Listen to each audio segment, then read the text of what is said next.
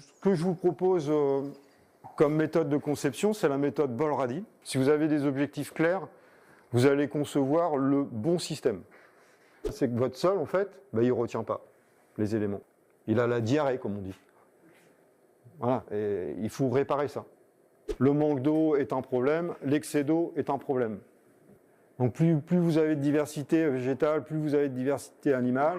Quand j'écoute, parce que je suis quand même pas mal sur le terrain, mes clients producteurs, ils me disent que c'est quand même un peu compliqué, surtout en bio, de vendre des pommes, parce que tout le monde en fait produit des pommes. Moi, c'est ma façon de travailler. Quand on me demande 40 000 €, je plante pour produire potentiellement 80 000 € de fruits. Il n'y a pas de label pomme en agroécologie, hein. Donc c'est 3,50 € pour tout le monde, hein. Ce qu'on va voir en fait tout de suite, c'est quels sont les éléments à observer avant l'implantation du verger. C'est la méthode que moi j'utilise, qu'on a utilisée à Chambord et que j'utilise au démarrage de tous les projets. Voilà, c'est vraiment important. On peut pas démarrer un projet si tout ça n'a pas été vu et analysé. On peut considérer le sol comme une banque hein, de graines. Vont germer les plantes qui sont favorisées par l'état du sol. Un tassement, par exemple, on va voir apparaître des chardons, du liseron, enfin tout ce qu'on appelle les plantes bioindicatrices. Elles vont faire le job. Les racines pivots de ces plantes vont détasser le sol, ce qui va permettre à d'autres graines de germer. Le sol se restructure et le sol se rééquilibre. Ensuite, on a les premiers arbres qu'on appelle les arbres pionniers. Souvent, ce sont des fixateurs d'azote. Tout autour, dans la forêt, on a du genêt. Le bouleau, je crois aussi beaucoup. Les aulnes, les acacias, en suivant les régions. Ce sont des arbres qui sont capables de pousser dans des sols pauvres, dans des sols déstructurés. Donc là aussi, ils ont leur rôle à jouer. Le genêt, en général, il reste une quinzaine d'années. Encore une fois, c'est juste une succession. Donc il va restituer de l'azote dans le sol via le renouvellement racinaire, la chute des feuilles, du bois, etc. Donc il enrichit le sol en azote. Ça prend un petit peu de temps. Donc arrivé à ce stade, le sol est décompacté, la vie a repris ses droits, il est enrichi. Et donc les grands arbres vont pouvoir pousser entre les fixateurs d'azote et dominer. Au bout d'un moment, les fixateurs d'azote disparaissent. Et on obtient la forêt que vous connaissez, la forêt qu'on a tout autour. Ici, il y a beaucoup de chênes, hein, je crois que c'est ça, chênes, châtaigniers, essentiellement. Charme aussi. Charme, voilà. Et ce qui est intéressant d'observer, c'est qu'il n'y a pas eu d'irrigation, il n'y a pas eu de labour, il n'y a pas eu de travail du sol. Ça se fait naturellement. La forêt, elle est capable de produire tous les ans 10 tonnes de matière sèche. La forêt, elle est autonome grâce à toute cette vie en fait du sol. On va s'inspirer en fin de compte de cette conception naturelle pour nous concevoir le verger agroécologique. On va essayer en fait d'être le plus près de ce fonctionnement. Plus on sera près de ce fonctionnement, et moins on va dépenser d'énergie. Voilà. La taille, la greffe, c'est un phénomène naturel. L'arbre se taille naturellement, vous allez voir avec Julien demain. Mais la plantation, non, la nature, elle ne plante pas d'arbres, elle sème des noyaux ou des pépins. Ce que je vous propose comme méthode de conception, c'est la méthode Bol-Radi. On va l'utiliser pour examiner tous les éléments nécessaires. Donc les objectifs, l'observation des limites et des ressources du projet. Donc c'est l'humain, hein, c'est pas forcément le sol, mais ça peut être aussi l'humain dans le projet, la place de l'humain dans le projet. On est obligé de corriger certains facteurs limitants, puis vous allez voir, là on est sur Chambord, c'est un cas d'école, c'était très complexe. Ici, on avait de l'eau stagnante, un sol sableux, une problématique, c'est une zone très gélive, etc. Donc on est obligé de corriger beaucoup de facteurs limitants. Le design, pour nous, c'est un prévisionnel, c'est un plan de verger. L'installation, c'est la plantation, la préparation du sol, la plantation, la création de bâtiments, éventuellement, etc. Et la maintenance, vous allez en voir une partie demain, la taille des arbres fruitiers, puisque une fois que le verger est installé, il faut tailler les arbres fruitiers, il faut les soigner ou pas. on verra. L'évaluation, je dirais, c'est dans toutes les exploitations agricoles, hein, dans tous les systèmes. À un moment donné, on se pose des questions, on évalue, il y a forcément des erreurs de fait. Ici, il y en a eu, évidemment. On ne peut pas passer à l'étape suivante si les objectifs ne sont pas bien définis. Et vous allez voir, hein, il y a des impacts importants, même dans le choix des variétés. Ça peut impacter vraiment le projet. Donc les objectifs permettent de gagner du temps et de l'argent, et puis surtout permettre la réussite. Si vous avez des objectifs clairs, vous allez concevoir le bon système. Est-ce que c'est un projet collectif, individuel? Ça, il faut que ce soit défini dès le démarrage. Les produits, donc encore une fois, un verger pour produire quoi? Peut-être le label, l'agriculture biologique, l'agriculture biodynamique. Est-ce que vous êtes plutôt dans un marché de niche, de l'agrume, des fruits, ou est-ce que vous avez l'énergie, l'envie de faire déguster vos fruits, d'en parler, de les connaître? Parce que la libre cueillette, ça fonctionne très bien quand la ferme est à côté, proche d'une grande ville. Et là, il n'y a aucun souci. Bon, c'est de la com, hein, il y a de l'énergie quand même à... Encore une fois, vous êtes près d'une ville, mais il n'y a pas de place pour que vos clients puissent se stationner, ça ne marche pas. Produits transformés, on va peut-être pas en parler tout de suite. Voilà. Donc en gros, vous vendez quel produit, quelle qualité, et après, il faut se poser la question de quelle est votre clientèle, à qui vous allez vendre ces produits-là et où vous allez les vendre. Le prévisionnel financier, je vous conseille de le faire, hein, c'est une entreprise. Hein. Souvent, c'est sous-estimé, en fait, on ne se rend pas compte. Peut-être parce qu'on n'a pas mis les chiffres en face des arbres, la plupart du temps. Et puis, les 1200 heures de maintenance, on ne les a pas, en fait. Et puis, on s'épuise parce que c'est notre petit bébé. Alors, on veut que ça marche. Et vous connaissez l'histoire. Hein, voilà, on néglige sa vie de couple, on néglige sa famille. Et puis, c'est le burn-out. Et c'est la moitié des cas. Vous êtes capable de porter des caisses toute la journée, parce qu'à un moment donné, c'est ça. Quand on récolte, c'est toute la journée, on est en train de manipuler des caisses. Vous, votre dos, c'est OK, vous avez des problèmes de dos, il faut penser à tout ça.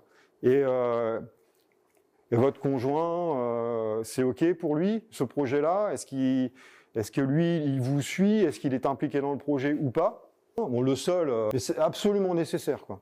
Ça, vous ne pouvez pas démarrer un projet si tout ça n'a pas été fait. L'analyse électromagnétique, en fin de compte, on va mesurer quoi? On va mesurer le pH, on va mesurer, je vais définir, le redox, on va mesurer la conductivité. Et c'est une mesure physique qui donne une idée de l'état de la population des micro-organismes du sol. Les analyses électromagnétiques, en fait, il y a 3 échantillons. On prélève à 5 cm de profondeur, on prélève à 20 cm et on prélève à 50 cm. On sait comment évolue le pH dans un sol en bonne santé. Donc ça, c'est intéressant. C'est un peu la photo de départ. Et puis, c'est intéressant de régulièrement faire des analyses physico-chimiques. D'ailleurs, tous les 4-5 ans, c'est intéressant d'en faire. Et puis, des analyses électromagnétiques, on va mettre des choses en place. Le sol, il est tassé. Les analyses le montrent. Bon, c'est l'engrais vert, etc.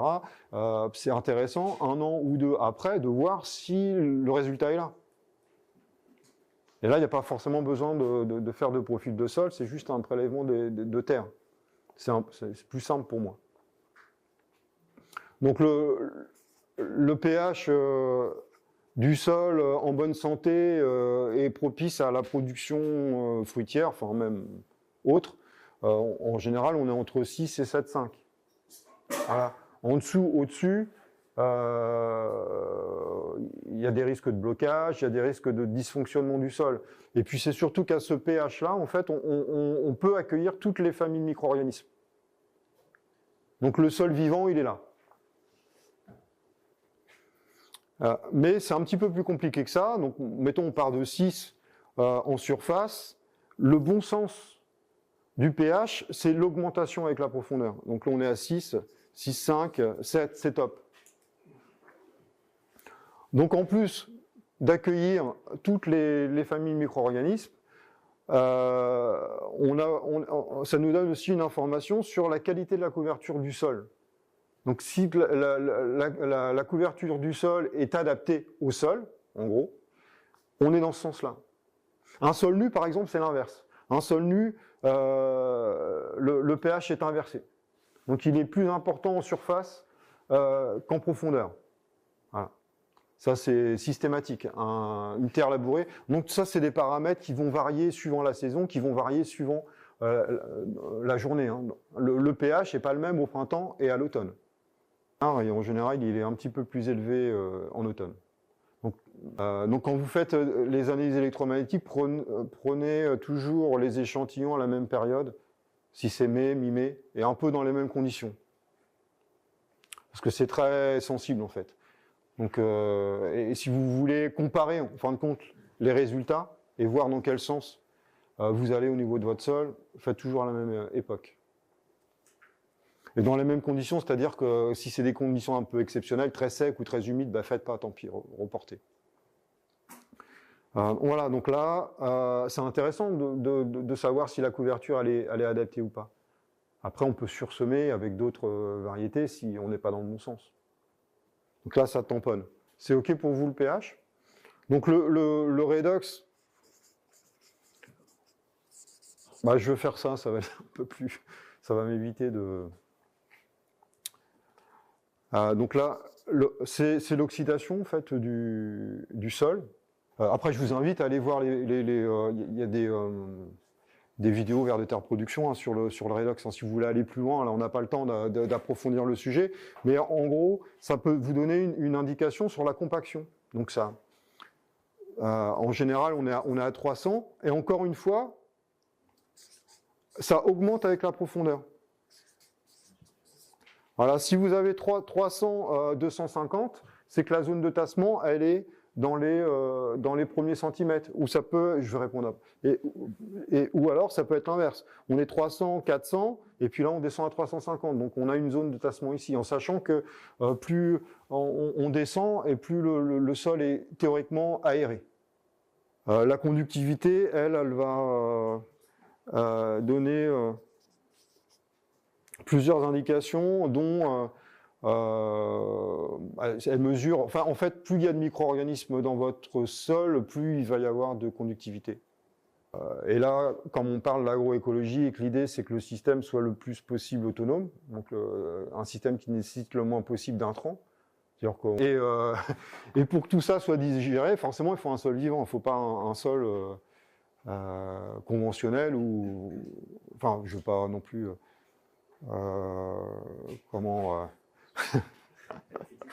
critiquer l'agriculture conventionnelle, mais l'agriculture conventionnelle elle a une autre approche qui est, bon, c'est un support et puis on va apporter une alimentation directement assimilable par les plantes. Donc nous, on n'a pas cette approche-là. Donc nous, dans notre approche, on a besoin d'avoir de la vie. Et le conductimètre, encore une fois, c'est très simple, hein, c'est un mélange de terre, d'eau distillée. Et là, en fin de compte, à l'inverse du pH et du redox, elle va diminuer. Là, c'est plutôt 1, voilà. La conductivité, elle diminue, étant donné qu'effectivement, il y a plus d'activité dans les premiers centimètres. C'est-à-dire que si c'est inversé, quelle indication ça donne? C'est que votre sol, en fait, il ne retient pas les éléments. Il a la diarrhée, comme on dit. Voilà, et il faut réparer ça.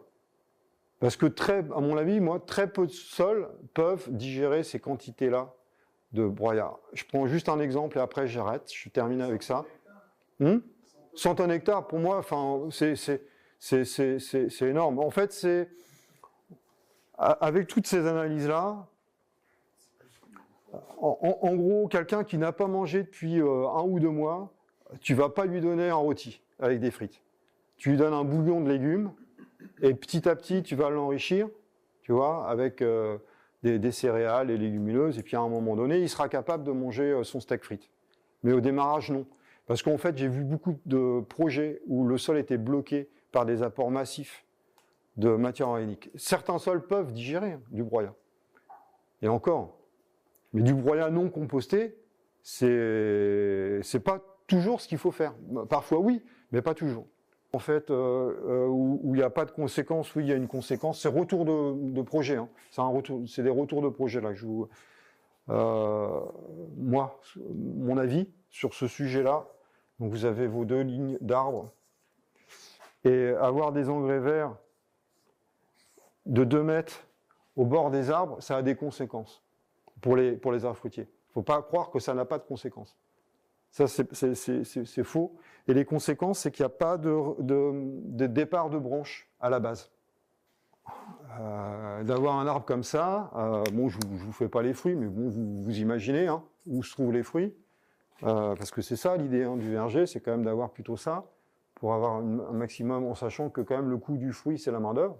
Donc on va essayer de tout optimiser pour cueillir rapidement, que ça soit simple, tailler rapidement, etc. Donc là, l'engrais vert, c'est mon avis. Après, peut-être que voilà, j'ai pas toutes les informations, mais moi, de mes retours de projet, ça nuit, en fait. Dans les observations à faire après le sol, on regarde la ressource en eau. Donc effectivement, le manque d'eau est un problème, l'excès d'eau est un problème. Et il faut absolument mesurer le besoin de votre système en eau. Le pommier, on est plutôt à 700, les abricotiers encore un peu moins, etc. Donc là, il y a les besoins suivant les essences. Derrière, est-ce que vous avez la ressource ? Derrière, il y a un manque. Est-ce qu'on est capable de pallier à ce manque-là, en sachant que le stress hydrique, ça a des impacts sur la production, puisque là, on parle de vergers commerciaux pour la plupart d'entre vous, je pense. Enfin, l'idée, c'est quand même de créer un revenu. Et ça a un impact sur la production, pas forcément l'année même. Ça peut avoir un impact sur l'année qui suit.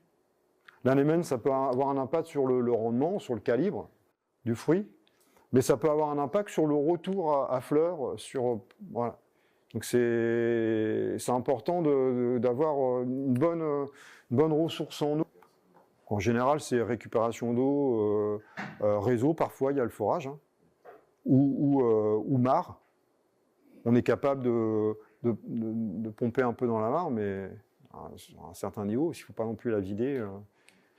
Les brise-vents, elles ont souvent plusieurs fonctions. Hein. C'est pas simplement briser le vent, c'est aussi attirer la biodiversité. Ça peut être aussi une production de bois ou voire de fruits. Parce que dans les haies, on peut aussi implanter des arbres fruitiers, pourquoi pas. Bon, ce qu'il faut retenir peut-être là tout de suite pour votre projet, si vous voulez commencer à poser un peu sur le papier, c'est qu'une haie brise-vent, elle va abriter 8 à 10 fois sa hauteur. C'est 20 mètres. Concrètement, on abrite 200 mètres. Donc c'est une haie perméable, hein, c'est pas un mur, encore une fois. Sinon, on a des créations de tourbillons, etc. On a plusieurs strates, hein, souvent. Celle qui n'est pas abritée par le vent, c'est plus d'arrosage. Alors le gel,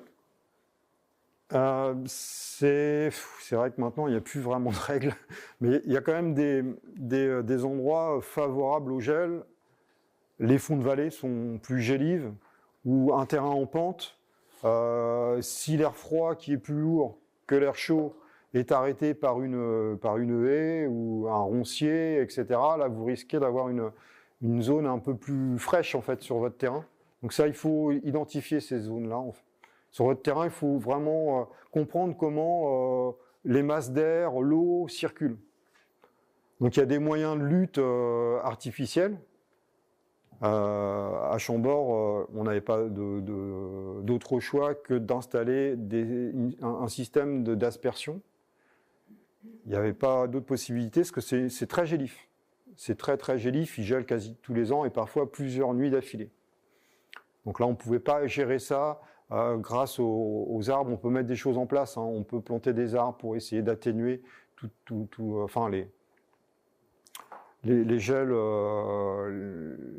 certains types de gels, pas les gelées noires, mais les gelées blanches. Les gelées noires dues à des masses d'air froide, ça on peut pas c'est difficile à stopper. Mais certains gels, on peut atténuer en plantant des arbres d'une certaine façon, mais ça c'est l'aménagement climatique du verger. Et je vous en ai parlé. Puis éventuellement, ce qu'on appelle les bougies en arbo, c'est en fait des seaux remplis de paraffine. Maintenant, c'est de la paraffine végétale. Et là, vous allez allumer vos brûlots et augmenter la température, parfois 1 ou 2 degrés suffit. Les animaux indésirables, encore une fois, quand on est en lisière de forêt, c'est récurrent, c'est comme les chenilles défoliatrices, ça on y a le droit tous les ans. Quand on n'est pas en lisière de forêt, il faut mesurer. Donc encore une fois, on adapte. Lisière de forêt, c'est la clôture, hein, obligatoire. On est obligé de clôturer le verger. S'il y a une forte pression de chevreuil ou de cerf, et le mieux c'est, si vous n'avez pas l'argent pour cette clôture-là, ne plantez pas. Et puis si vraiment vous avez une forte pression, en plus de ça, vous pouvez ajouter de la laine. Quand on a besoin de résoudre un problème d'eau, donc excès ou manque, on a besoin de connaître précisément la topographie du lieu. Excès pour évacuer l'eau et manque pour sous-soler, créer des baissières. Mais ça, encore une fois, c'est l'irrigation, c'est l'énergie, enfin l'hydrologie régénérative. Mais il faut connaître précisément dans ces cas-là le relief du terrain. Je vous ai mis une petite... non, en fait, vous ne voyez pas, si je me mets là. Ça, c'est un dessin qui se fait souvent quand on... En général, on plante sur les lignes de niveau quand on a une pente importante. Enfin, c'est préférable en fin de compte. On sait que l'eau s'écoule à 90 degrés, donc on va retenir l'eau plus facilement. Et pour le passage du matériel et la récolte, on est plus à plat en fait. Et ça, c'est soit fait par un géomètre quand on a l'enveloppe pour faire appel à un géomètre, mais enfin c'est tout de suite quelques milliers d'euros, ou vous pouvez faire grâce à ce niveau qu'on appelle niveau égyptien. C'est très facile, en une demi-heure, ça coûte absolument rien. C'est 3 tasseaux de bois, une corde, un poids, et là vous pouvez faire vous-même, repérer vous-même vos courbes de niveau. Et ça, on n'y pense pas forcément, mais pour récolter, il faut que ce soit stable. Donc ça permet, c'est pas pour ça qu'en fait on peut planter dans des zones un peu inaccessibles à l'automne, mais on va pas planter des essences qui se récoltent à l'automne. Vous voyez ce que je veux dire? Donc voilà. Et c'est important de penser au passage du matériel, au passage des tracteurs s'il y a un tracteur, enfin ce que vous utilisez. Donc plus vous avez de diversité végétale, plus vous avez de diversité animale, et moins il y a de risque de déséquilibre. C'est-à-dire qu'il y a moins il y a de risque qu'une certaine population se développe. Nombre porté, c'est du cas par cas, hein. Mais en 95, ça ne veut pas dire que quand on a une ombre portée importante, il n'y a pas possibilité de planter d'arbres fruitiers. Oui, on peut planter des arbres fruitiers, mais certaines essences, des essences qui vont aimer la mi-ombre ou l'ombre, tout ce qui est sous-bois, le groseillier, c'est des arbustes de sous-bois, le noisetier, lui, il va préférer un peu d'ombre. Donc dans ces zones-là, on va planter ce type d'essence. Le figuier, le pêcher, c'est plutôt la lumière.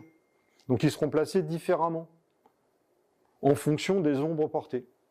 Ombres portées faites par les haies, les bâtiments et les arbres fruitiers entre eux. L'altitude, ça c'est peut-être pas, vous n'avez peut-être pas cette problématique-là. Simplement, il faut savoir qu'on perd quand même des degrés. On peut être sur un plateau hein, et être à 100 ou 150 mètres d'altitude. Donc c'est quand même un petit peu plus froid.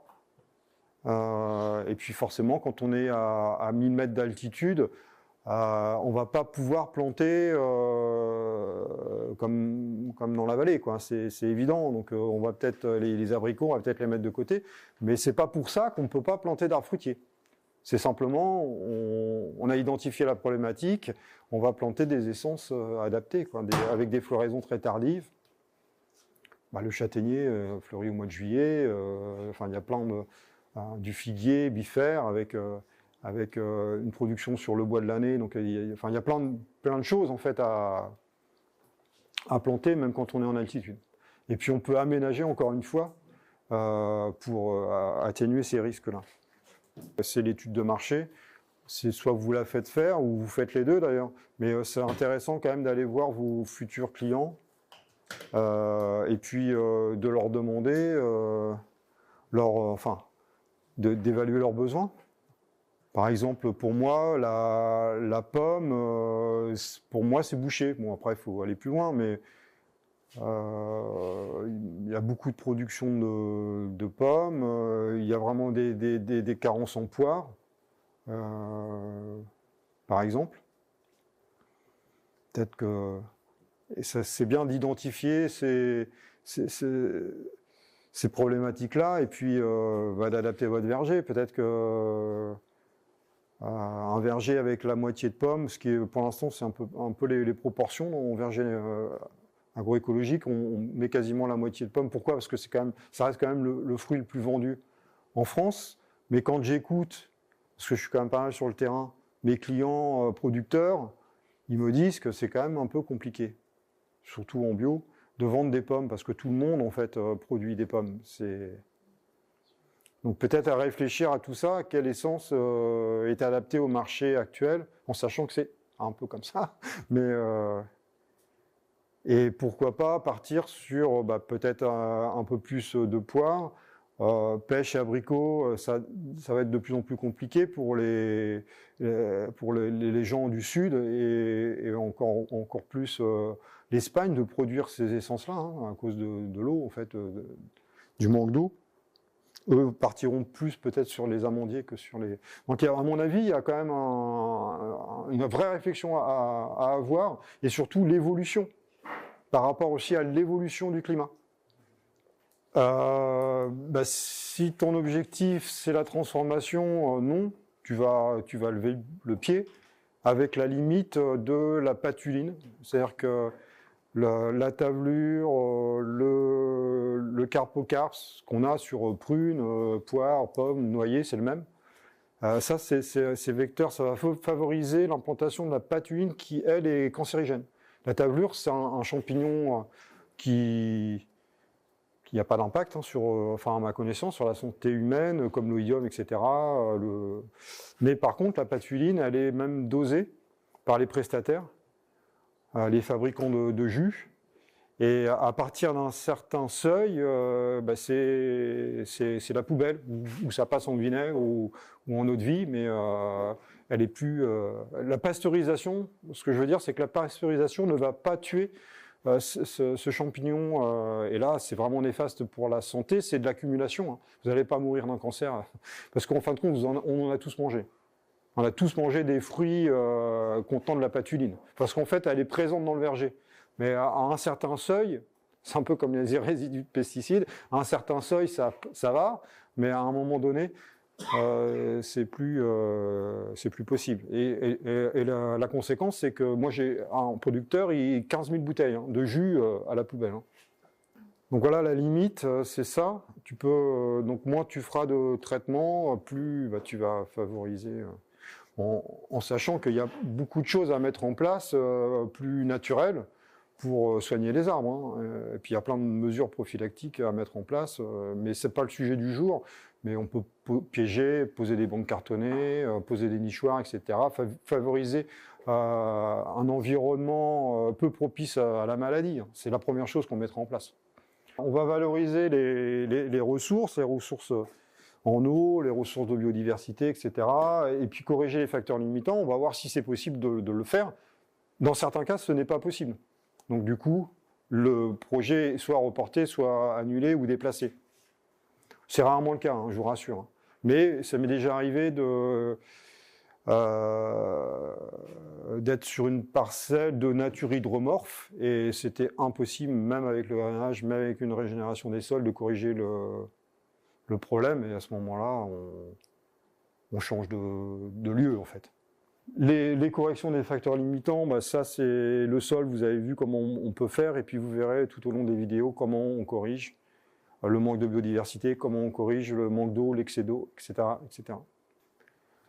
C'est un projet de 2 hectares. L'objectif du porteur de projet, c'est 40 000 euros de revenus sur 2 hectares. Donc là, c'est un verger qui n'est pas encore planté. Donc là, le projet, c'est du pâturage tournant dynamique sous des arbres. C'est plutôt extensif, avec de la moyenne vigueur. Donc des arbres qui feront, avec ce sol-là, 3,50 m, des porte-greffes et de la vigueur des porte-greffes. Je prends un exemple dans mon contexte. en Normandie, du M9, c'est beaucoup utilisé par les professionnels, donc un porte-greffe nanifiant. Au bord de la Seine, adulte, il mesure 2,50 m. Chez nous, sur le plateau, c'est 3,50 m. C'est le même porte-greffe, la même variété. Qu'est-ce qui change? Le sol, le contexte. Les 640 heures, c'est la première diapo. Bon, il faut le mesurer. Est-ce que ça, c'est OK par rapport à votre vie, par rapport à votre autre activité, s'il y a une autre activité? Moi, c'est ma façon de travailler. Quand on me demande 40 000 €, je plante pour produire potentiellement 80 000 € de fruits, pour répondre à l'attente de mon client. Pour moi, on doit produire l'intrant dans le verger. Donc c'est des arbres qui seront conduits de différentes façons, soit pour atténuer les aléas climatiques, on verra, donc on va les laisser un peu vivre leur vie, ou soit trognés pour produire du BRF et nourrir le verger, maintenir le bilan humique stable, voire l'augmenter. Donc bah, ça, vous savez le calculer. Hein. Vous savez calculer. Là, je m'amuse à peser hein, les branches que je coupe dans le verger, mais on arrive très rapidement à plusieurs tonnes en fait. Cerisier, voilà, c'est rouge, c'est cerisier. Là, j'ai ma séquence d'arbres de service en vert. Et puis là, je vais mettre une séquence de pommiers. En fait, l'idée d'agencer de cette façon-là, c'est ce qu'on a commencé à faire à Chambord. Donc le cerisier, c'est du puceron noir. Le pommier, c'est du puceron cendré. Donc déjà là, ça fait quand même une vraie barrière. Là, j'ai ma ligne de service, c'est du noisetier, c'est du sureau, c'est de l'aulne. Donc c'est des fixateurs d'azote ou des gros réservoirs d'auxiliaires. Le noisetier, c'est des gros réservoirs d'auxiliaires. Il abrite beaucoup de cire, de coccinelles qui vont venir manger, ils sont juste à côté. C'est intéressant d'avoir une biodiversité autour, mais il faut quand même avoir une biodiversité aussi à l'intérieur du verger, avoir des foyers. Il n'y a pas de label pomme en agroécologie. Hein. Donc c'est 3,50 € pour tout le monde. Hein. Sauf que votre voisin, lui, il a 1 euro de coût. En gros, c'est ça, quoi. Encore une fois, que sur la pomme, mais 1 euro de coût, mais vous allez avoir 1,80 €, quoi. Donc, vous n'allez pas vivre, en fait, tout simplement de votre activité, quoi. Et les agencements, ça peut être aussi fait donc, par rapport aux périodes de récolte, mais en général, tout ce qui est précoce et tout ce qui demande beaucoup d'intervention, par exemple la pêche, si vous voulez proposer de la pêche de qualité, c'est 6 récoltes.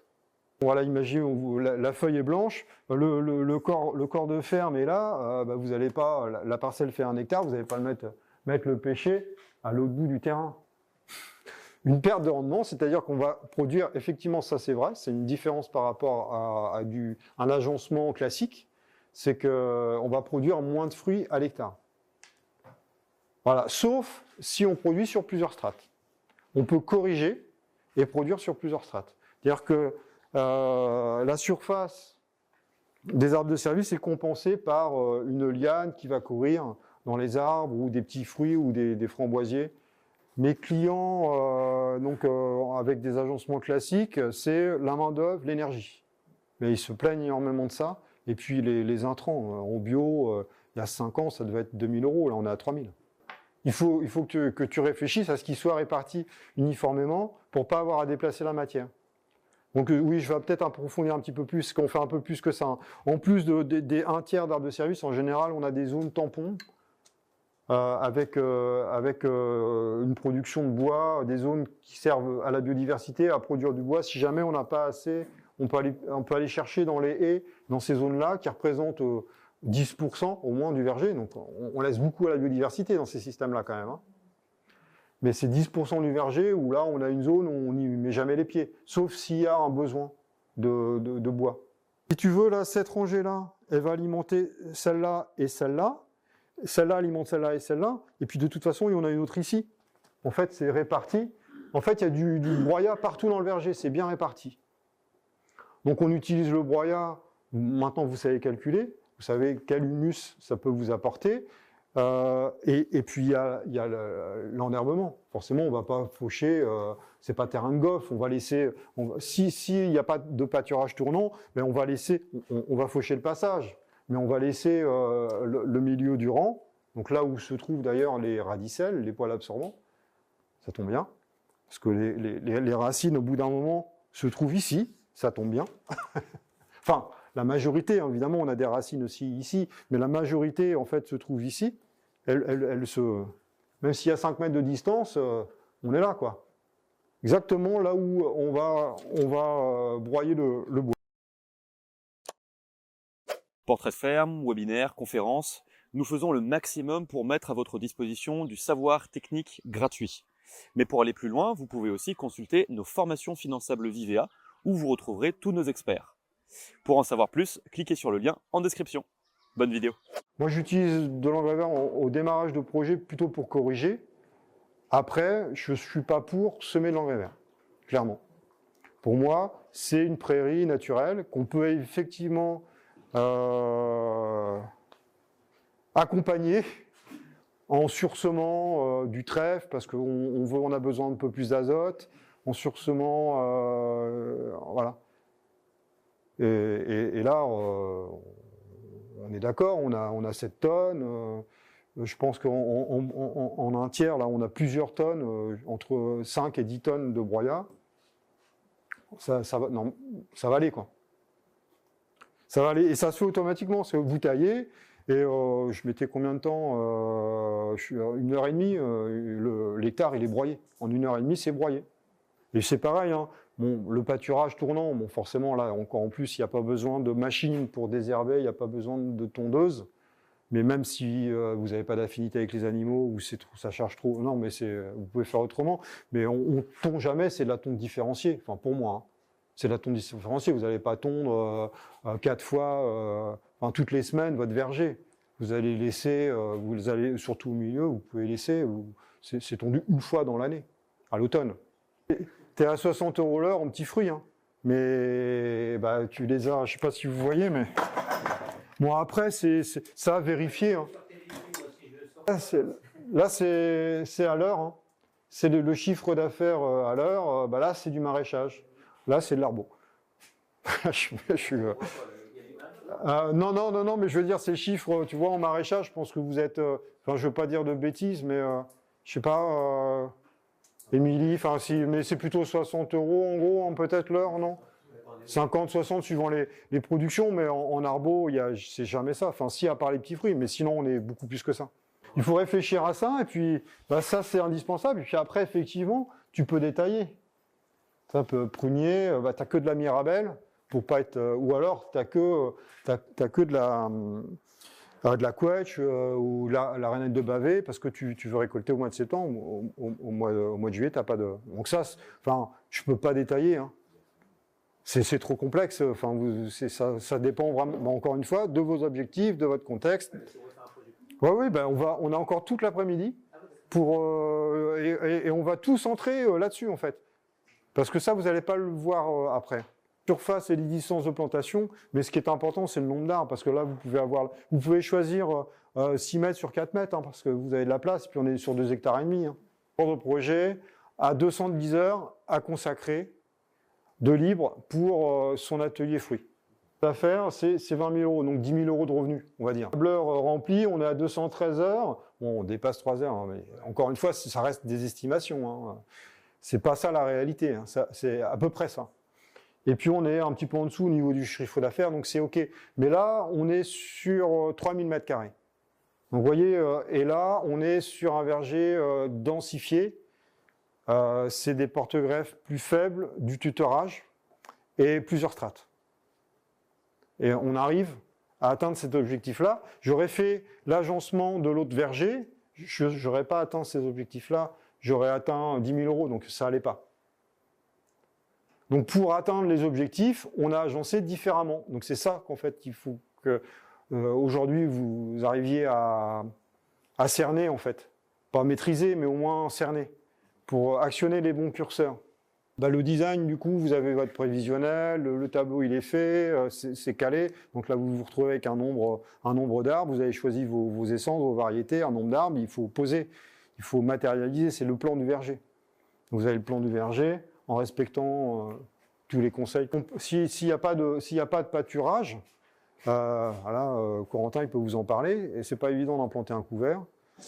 Il y a un itinéraire à suivre. C'est pas la première année. Donc à un moment donné, comment vous gérez ce qui ne peut pas être passé à la tondeuse ou vous voyez, c'est-à-dire le pied des troncs, des arbres. Hectare, c'est 8000 mètres linéaires. Donc là, on n'a pas trouvé d'autre solution que de mettre la bâche. Vous pouvez en parler à Christophe, ou je peux vous en parler de sa part. C'est 1h30 le nettoyage de la bâche par an, il y a 130 ans. Voilà. Parce qu'une bâche, déjà, ça reste du plastique, on ne sait pas le retirer complètement du sol. Donc ça, non, c'est pas la solution. Quand on peut faire avec le vivant, c'est toujours mieux. En sachant que le lierre, c'est un vrai paillage. C'est-à-dire que le lierre, moi ça m'arrive de le couper, comme on couperait un paillage, on l'arrache, un système racinaire très superficiel, on l'arrache, on plante, puis on plante, on passe la main. Hein. Enfin, c'est complètement aéré, c'est top. On plante et on rebouche. Parfois, je mets un petit carton parce qu'il y a quand même un petit appel là pour être vraiment tranquille. Et puis, c'est top, ça se gère comme de la toilette tissée. C'est simplement long à mettre en place.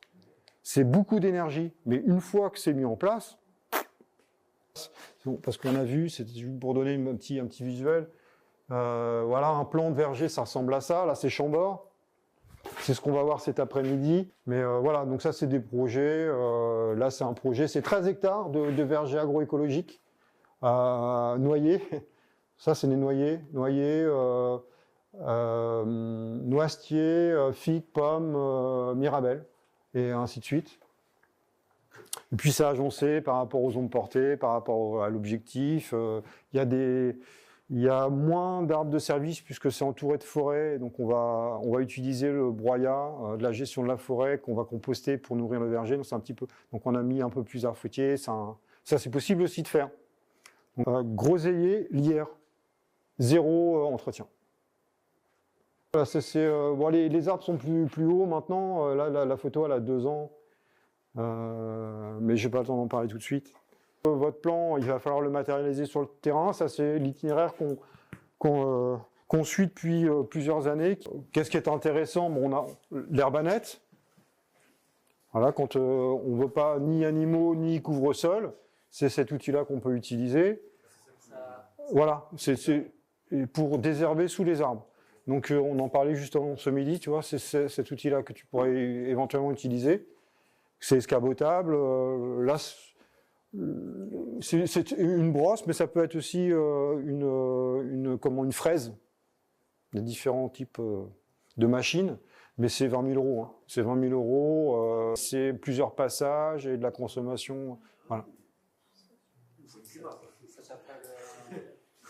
Mais je crois que de toute façon, vous allez revoir ça, donc on passe pas trop vite, mais c'était juste une photo. Là maintenant, c'est ça en fin de compte, hein. C'est la gestion de l'enherbement, c'est la récolte, c'est la commercialisation. Donc là, voilà, gestion de l'enherbement par couvre-sol, avec la machine, avec les animaux. Bon, la taille, la pulvérisation. Donc la pulvérisation sur petite surface, effectivement, ça peut être fait à la main. Et forcément, à partir de 5 000 m², c'est un atomiseur et un tracteur. Donc voilà. Un agencement pour la phytothérapie. Tu ne pourras pas forcément faire ça en protection cuivre, soufre. Ça ne va pas être possible. Ça va être un rang complet de pommes, un rang d'arbres de service, un rang de poires, un rang d'arbres. Parce que, alors que la phytothérapie, tu peux avoir des légumes, des animaux dans le système, il n'y a pas de souci. On va pulvériser de la prêle, on va pulvériser des micro-organismes, du thé de compost. Ça, on en reparlera. Donc, il n'y a pas, tout est compatible. Il n'y a pas de, tu pulvérises, tu y vas. Ça ne te coûte pas très cher. C'est cohérent. Effectivement, si tu pars sur du bio classique, soufre-cuivre, bah, c'est pas forcément homologué sur toutes les essences. Donc, tu es quand même obligé de compartimenter par rapport à ça. Donc, c'est bien qu'on t'ait posé la question. Approche, si tu arrives à gérer avec les plantes, je ne vois pas quel est l'intérêt d'utiliser du soufre et du cuivre. Si à un moment donné, Alors, je prends la drosophile, voilà, tu pièges ta drosophile, tu crées des confusions en pulvérisant tu vois, du miel, du sucre, voilà. Tu arrives à gérer, tu en as un peu, mais ça va. Mais à un moment donné, tu te fais cartonner, bah, tu ne vas pas arracher tes petits fruits, tu utilises du Success en local. Et c'est homologué en bio, il n'y a pas de problème, oui, il faut... Et si vous, la phyto, parce que c'est complexe, mais encore une fois, ce n'est pas le sujet, c'est plus complexe à mettre en place que les traitements en cuivre soufre, il y a tellement de paramètres, enfin voilà, et que vous ne voulez pas partir là-dessus, il n'y a pas d'interdiction, hein. Donc là, on vous donne plein de possibilités, et à ce moment-là, c'est des rangées complètes. Donc là, tu fais... parce qu'il y a moins de traitement sur la pêche, la figue, que sur la pomme et la poire. Donc à un moment donné, tu arrêtes. Parce que ce qu'on utilise en phyto, en fait, c'est bon aussi pour le sol. Enfin, tu peux y aller. Enfin, c'est...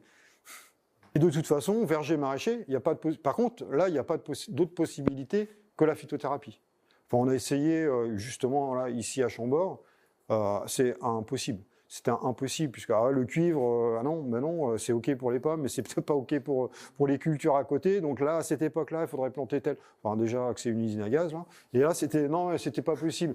Non, mais c'était tout simplement pas possible. Donc, dans ce cas-là où vraiment le maraîchage est à proximité, il y a une dérive des traitements, c'est réglementé, hein, tout ça. Hein. Il y a des délais de rentrée dans le verger, même avec les produits bio. Il y a des produits qui ne sont pas homologués sur légumes, etc. Mais bon, je vais arrêter parce qu'on va en reparler.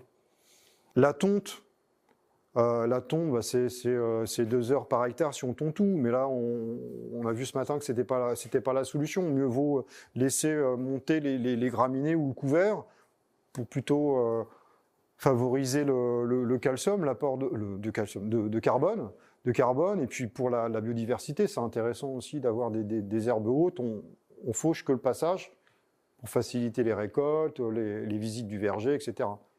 Et ça, c'est, allez, on va dire 2 heures par hectare, mais c'est une fois tous les 3 semaines. Enfin là, et encore dans le nord de la France, mais dans le sud, c'est pas ça, hein. Vous allez tondre une fois au printemps, puis après, vous y retouchez plus, quoi. Donc c'est à vous aussi d'adapter, mais ça vous donne une petite idée. L'éclaircissage, on a vu, je vous ai dit 150 heures en moyenne par hectare. Donc en général, forcément, on n'a jamais un hectare à tailler, mais vous faites la proportion. Et la taille ? Et la taille, vous l'avez sur le tableau. Okay. Et donc si vous avez besoin d'informations précises, techniques, moi je vous conseille les ouvrages du CTIFL, Centre technique interprofessionnel des fruits et légumes. La taille, en général, c'est beaucoup hiver, printemps, mais on peut aussi intervenir l'été. En hiver, on a quand même un peu plus de temps libre. Enfin, il y a la planification, je sais bien qu'il y a des choses à faire, mais c'est quand même plus libre. Le mouton, ça va dépendre des races, mais tu es entre 7 et 10. Voilà, plutôt 10 pour les ouessants. Et puis... Par hectare, oui, je pars toujours par hectare. Tu divises en 7 en général, et puis tu les fais tourner tous les 3 jours. Il y a moins de refus, l'herbe repousse plus vite, donc plus de matière organique, de gérer de cette façon-là. Et c'est naturel, si tu veux, les animaux dans la nature se déplacent, ils ne restent pas au même endroit. Et puis tu as moins de dégâts de fait sur les arbres, tu as moins de... Voilà, ils nettoient plus, c'est pour moi ce qu'il faut faire. Et puis au niveau des animaux, vous pouvez utiliser sur des bastiges, parce qu'on peut pâturer des bastiges, pas de problème, hein, sauf que vous n'avez pas pâturé avec des vaches. Mais vous pouvez pâturer avec des cochons, des oies, des poules.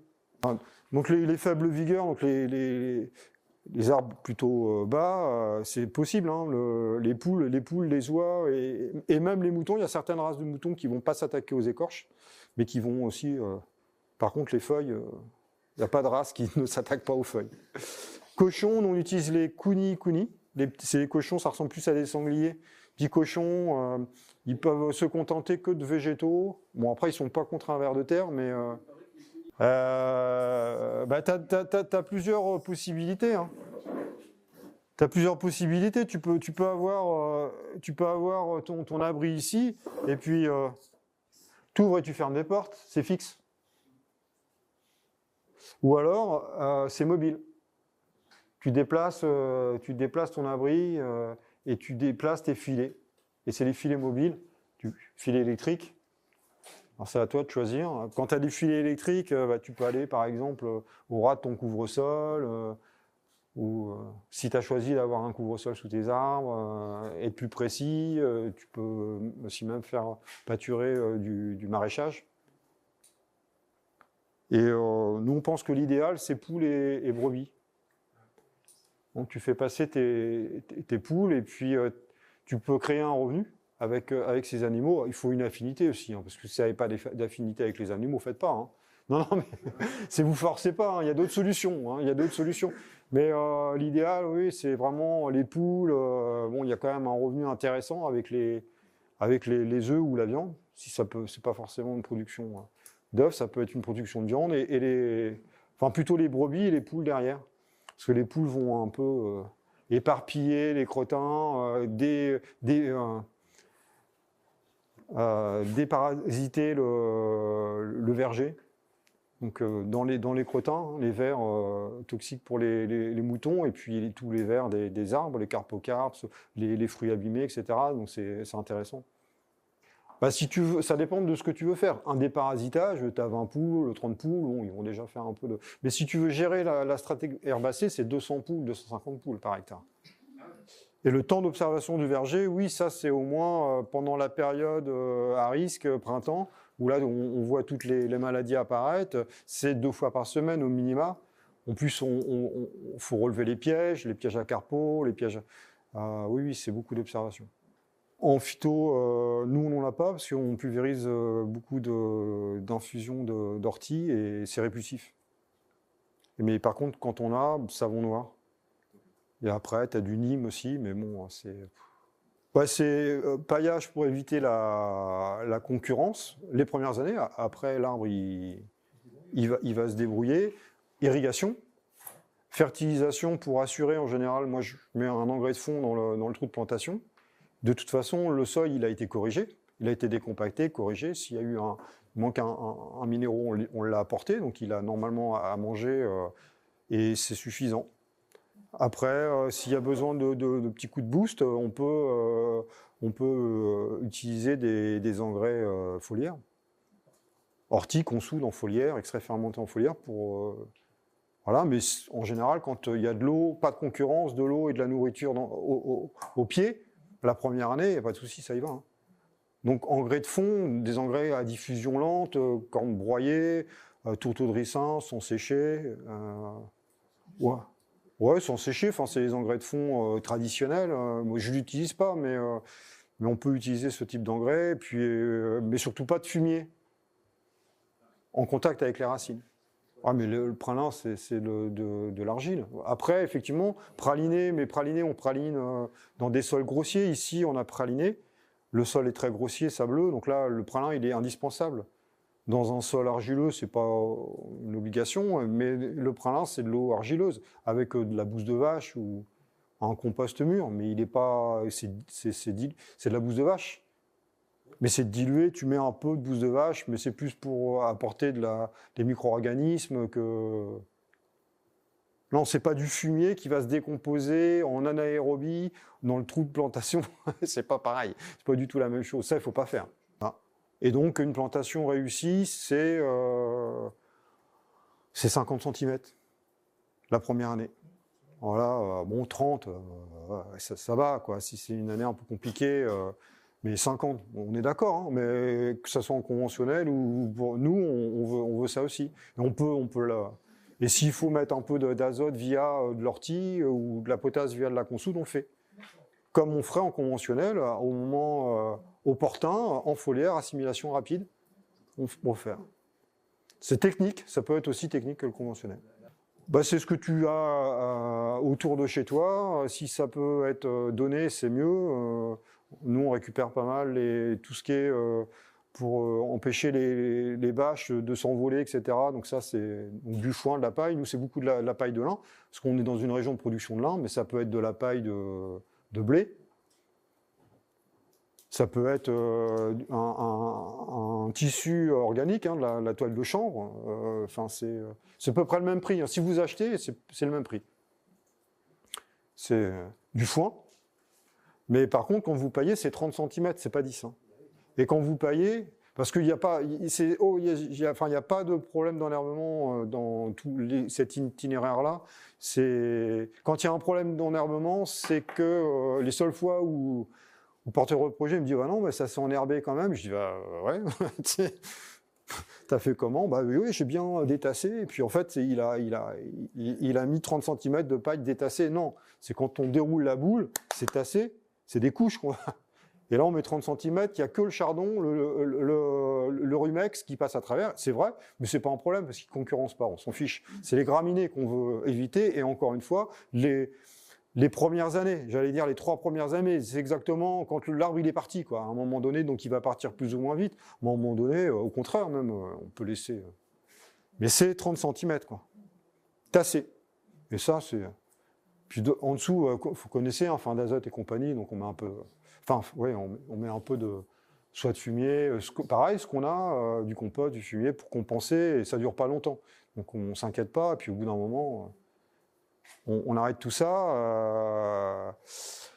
Donc c'est avec une boule, c'est 30 arbres, c'est 1 heure. Taillage. Si vous voulez des chiffres, entre les premières années. Donc ça, vous pouvez noter, ça vous donne une idée. Bon, il y a des boules de 250 kg, il y a des boules de 350 kg. Mais bon, en général, en gros, c'est une trentaine d'arbres avec une boule. Un cercle de 60, 30 cm de haut. Vous allez mettre 1 heure. Pour entretenir entre ces paillages l'été, donc il y a le tracteur, parce que pas question d'implanter des couvre-sols, pas question de mettre les animaux pendant 3-4 ans. Donc voilà, il faut tondre entre les rangs et sur le rang, des broussailleuses. C'est OK parce qu'il n'y a pas encore trop de branches dans l'allée, donc on peut le faire les premières années. Puis au bout d'un moment, ça va être compliqué. Et ça, c'est 1 heure 100 mètres. 25 heures pour 1 hectare. Pareil, vous pouvez noter parce que c'est. Mais on n'est plus. Voilà, c'est des temps d'implantation. Vous faites ça les premières années, donc on n'en parle pas forcément. Mais ça peut vous donner une idée dans l'implantation, pour l'implantation de votre verger. BRF, oui, pas broyat. Broyat, non. Broyat, donc BRF, c'est de la petite section, c'est du bois jeune, donc avec peu d'écorce et donc peu de subérine. Que le broyat, c'est du bois et là il y a beaucoup d'écorce, beaucoup de bois mort, et c'est pas du tout la même nourriture et le même impact sur le sol. Donc ça, à la rigueur, on peut mettre, mais il faut mettre une toile. Voilà, que le broyat, il ait le temps de se décomposer avant d'arriver au sol. C'est pas naturel du tout. Dans la nature, le bois mort, il tombe, il est décomposé par des micro-organismes aérobies et pas anaérobies. Donc c'est pas la même chose. Et la subérine, là je vais vite, mais la subérine, c'est une molécule bactéricide et fongicide qui est contenue dans le subère, dans l'écorce. Donc là, vous faites l'inverse de ce que vous souhaitez avec le broyat. Parce que vous stérilisez le sol, bon ça revient évidemment, ça revient toujours, mais quand même, vous pouvez bloquer un sol. J'ai vu pendant même plusieurs années. Même sans le fouet. Ouais. Bah oui. Ah oui. Je dis pas qu'il faut pas l'utiliser, il faut composter et ensuite tu peux le mettre. Il est digéré, la subérine elle est lessivée, là tu mets sur ton sol. Puis encore une fois, c'est complexe et c'est pas le sujet. Un aliment suivant le type de sol et sa capacité à le digérer. Un aliment adapté. Il faut bon, après, peut-être là, se faire conseiller, parce que c'est pas non plus évident de peut-être se faire conseiller pour la régénération du sol, c'est pas mal. Surtout que c'est très important. Résoudre la problématique d'eau stagnante, parce que c'était un lac l'hiver. Donc impossible de planter des arbres fruitiers dans ces conditions-là. On a choisi de drainer. Et en plus de ça, pour assurer, parce qu'on n'était pas sûr que ça fonctionne, et c'était vraiment une grosse problématique, on a décidé de buter. Mais ça, c'est buter, l'entretien d'arbres sur butte, c'est pas le même temps. Donc c'est vraiment quand on ne peut pas faire autrement. Là, le verger que je vous ai montré avec l'eau au milieu, c'est Vallée de Seine, c'est un verger que je connais bien. Là, sans la butte, il ne serait plus là depuis longtemps. Donc c'est... Voilà. Les problématiques, alors on parlait de facteurs limitants. Ici, les facteurs limitants, c'était très gélif, c'est-à-dire qu'on est capable d'avoir 3-4 nuits de gel, mais voilà. Hydromorphe, en gros, c'est une piscine l'hiver et puis un désert l'été. Alors là, en fait, on a 90 cm de sable et de l'argile. Mais de l'argile à poterie. Hein. C'est une piscine, en fait. Donc ça se remplit. Ouais. Voilà. Donc impossible de planter des arbres dans l'état. Bon, théoriquement, on change. Hein. On va ailleurs. Mais là, c'était la seule parcelle disponible. Donc on l'a fait. Donc là, des drains. Comment on a résolu le problème d'eau, d'excès d'eau? Des drains agricoles. Un drain agricole, je vous fais grandeur nature. Bon, c'est un tuyau percé, donc c'est quand même du plastique. Hein. Avec, il y a des petits graviers en plastique et puis un filet ou du géotextile. Donc on a enterré ces drains, je ne sais plus à combien de profondeur, tous les 15 ou 20 mètres. Et on a résolu le problème de la piscine. Sauf que l'été, avec un vrai raisonnement sur le cycle de l'eau, hein, cette eau-là a été récupérée, filtrée, stockée au niveau de l'étang, et puis c'est repompé, filtré, et ça retourne au maraîchage et sous les arbres. Donc il y a quand même, on a respecté ça, ça a même été dynamisé à un moment donné. Je ne sais pas si c'est toujours dynamisé, toujours. Donc elle est dynamisée avant d'être stockée dans l'étang naturel. Et là, effectivement, but avec apport de matière, alors qu'effectivement, on peut Vallée de la Seine, donc le verger que vous avez vu tout à l'heure, c'est... Bon, non, là, je suis peut-être un peu... Bon, je me fais un petit coin, là. Je ne sais pas si tout le monde voit, j'exagère le trait, mais c'est ça. Donc, ça a été déposé. Et en plus, régulièrement, il passe la rigoleuse. En fait, c'est comme un peu, imaginez une charrue. Et en fait, c'est un drainage naturel. C'est un drainage naturel, donc l'eau par capillarité va dans la rigole, c'est évacué.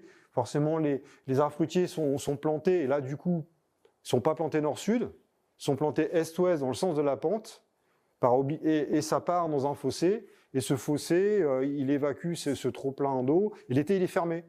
Il y a tout un circuit, il y a des canaux, et l'été, on ferme les portes pour justement maintenir l'eau, et l'hiver, on l'ouvre. C'est vraiment géré par un syndicat, d'ailleurs, hein, syndicat des fossés, syndicat des fossés sur ce territoire-là, c'est très important.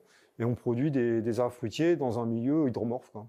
Grâce à ça, depuis un siècle.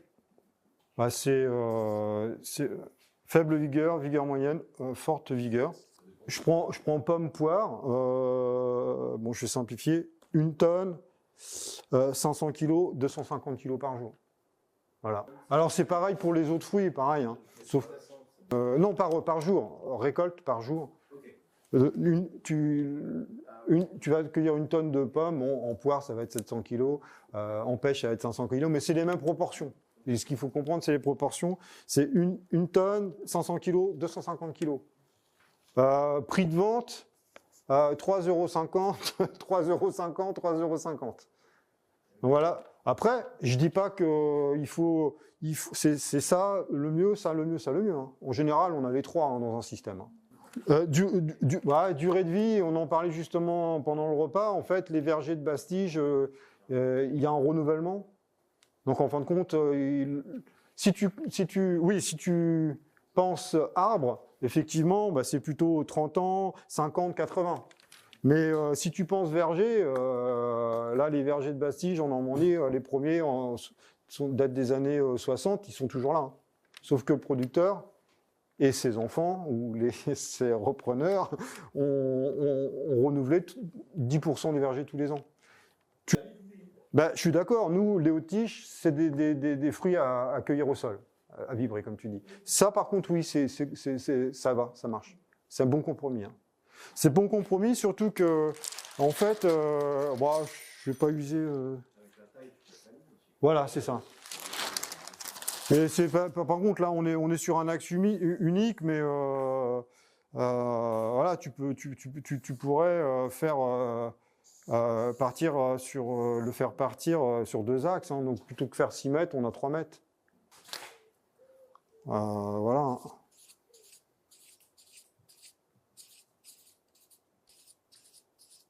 Voilà, il y a 6 pommes, il y a 6 pommes. Il y a la même longueur de branche, il y a la même... mais Julien, il vous explique demain. Bon, je pense que tu y reviens, non? Tu vas revenir... Bon. C'est juste pour répondre à la question, oui, ça a un impact, mais on a quand même moyen, enfin j'allais dire tricher, mais non, oui, tricher un peu quand même. Parce que c'est vrai que l'arbre, il a plutôt cette forme-là quand même. Hein. Là, donc on est un peu obligé de le contraindre. Mais ça marche. Hein. Tu peux même ajouter plus de... Ça marche, c'est un peu plus long à la taille, c'est un peu plus long à la récolte, mais ça passe. Bastige, de toute façon, c'est à vie. Hein. Ils sont pas lissés à vie, ils tiennent pas tout seuls. C'est tellement bastige, faible vigueur, c'est tellement nanifié. Donc le système racinaire est tellement faible, peu développé, non pivotant que moi j'en ai arraché à la main. Hein. Il suffit de pousser un peu un côté et de l'autre et puis ça part. Donc l'été, avec la charge de fruits, même tutoré, hein, ça peut... Que ça tient tout seul. Donc encore une fois, le coût d'implantation n'est pas le même. J'ai encore les prix des piquets en tête là, mais vous allez voir, c'est quand même... alors que là, à la rigueur, un échalas, enfin, moi j'utilise que l'échalas acacia, un tas de petits assaut de bois, hein, 1,50 m, on enfonce, ça va, hein, ça tient la gaine, ça tient l'arbre. Bon, il y a peut-être 2-3% des arbres qui sont un peu comme ça, moi je m'en fiche. Hein. C'est surtout quand on n'utilise pas les machines, donc ça va bien. Le palissage, c'est ce qu'on va voir là, et haute tige pour les châtaigniers, les noyers, les pommes acides, les pommes à jus. Les producteurs de cerisier, en fait, ils ont c'est bâché, et sur les côtés, ils font descendre, bon, pour l'éclatement du fruit, etc., et puis protéger du gel. Et derrière, et là, ils font ça maintenant, ouais. Et là, c'est un fil anti-insecte, et le problème est résolu. Et puis, pendant la période de risque, et puis après, bon, c'est un investissement, pourquoi pas, quoi, mais... C'est les 60 000 €, c'est le cerisier. Où ce matin, je vous ai dit, en agencement classique, c'est entre 20 000 et 60 000 €. Donc c'est les cerisiers qui coûtent ce prix-là. Bon, je pense que... Mais il y a quand même des vergers, bon après c'est une lutte permanente, j'avoue, ils s'en sortent. J'ai un projet, je pense à un projet, là c'est 2 hectares de petits fruits, que c'est que la petite...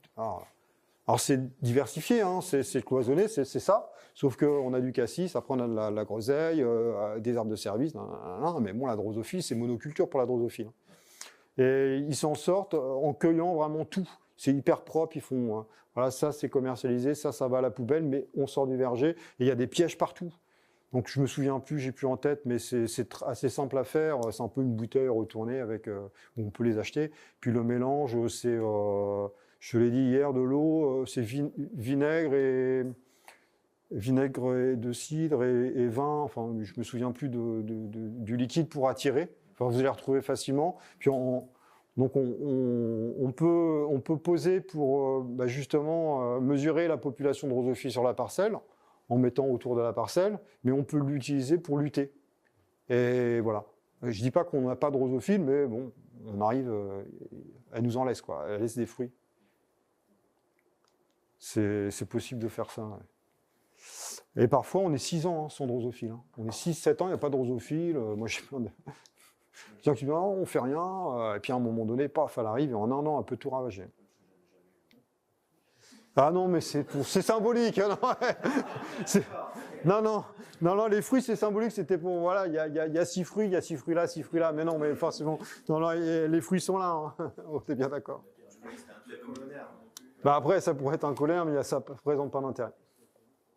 Non, ça ressemble à ça. Hein. Encore une fois, avec la forme, voilà, où on a plus... mais effectivement, les professionnels, en général, ils sont sur cette forme-là.